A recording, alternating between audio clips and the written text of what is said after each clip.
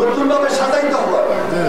তাহলে আমাদের রাজনৈতিক দলের আমরা যারা আছি আমাদের আচার আচরণের পরিবর্তন করাইতে হবে।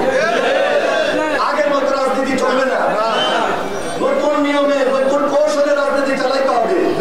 এই যুগের প্রয়োজনে, সময়ের প্রয়োজনে, এই প্রজন্মের প্রয়োজনে। এখন ছাত্ররা কি চায়, যুবকরা কি চায়, তরুণরা কি চায়, সে অনুযায়ী আমাদের ভবিষ্যৎ রাজনীতি করতে হবে। ভবিষ্যৎ রাজনীতি করার জন্য তারেক রহমান একটা নতুন প্ল্যান তৈরি করছেন। যে প্ল্যানের অংশ হিসাবে গত 3 দিন আগে একটা বক্তৃতা দিচ্ছেন। এই বক্তৃতার প্রত্যেকটা লাইন আপনারা পড়বেন, শুনবেন, জানবেন। তারপরে নতুন ভাবে উনি কি রাজনীতি, নতুন বাংলাদেশ গড়ার জন্য কি রাজনীতি উপহার দিতে চান, সেই রাজনীতিটার জন্য তাকে আমাদের শক্তি